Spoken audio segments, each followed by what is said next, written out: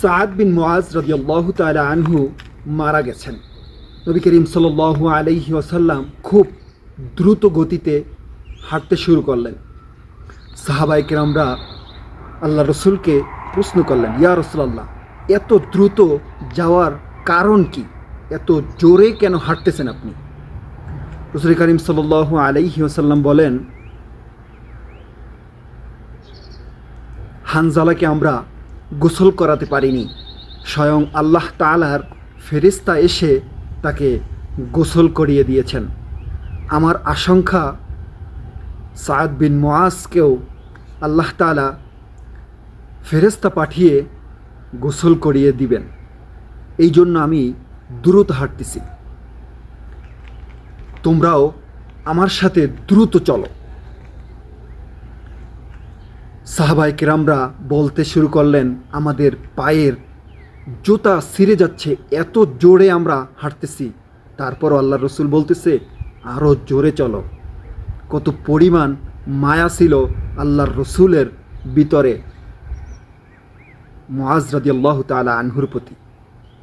গিয়ে দেখেন মুআজ রাদিয়াল্লাহু তাআলা আনহুকে তার কওমের লোকরা গোসল করিয়ে ফেলছেন, গোসল দিচ্ছেন। আল্লাহর রসুল সাল্লাল্লাহু আলাইহি ওয়াসাল্লাম ওখানে গেলেন এবং দোয়া করলেন। অতঃপর সকলেই মিলে সেই মৃত্যু দেহটাকে হাতে তুললেন। রাসূল সাল্লাল্লাহু আলাইহি ওয়াসাল্লামের সাহাবায়ে কেরামরা প্রশ্ন করলেন, ইয়া রাসূলুল্লাহ, মুআজ রাদিয়াল্লাহু তাআলা আনহুয়ের দেহটা এত হালকা কেন? রাসূল করিম সাল্লাল্লাহু আলাইহি ওয়াসাল্লাম তখন উত্তরে বললেন, আমি যা দেখি তোমরা তা দেখো না, আমি যা জানি সেটা তোমরা জানো না। মুআজ রাদিয়াল্লাহু তাআলা আনহু এর লাশ ধরার জন্য স্বয়ং আল্লাহ তাআলা ফেরেশতা পাঠিয়ে দিয়েছেন।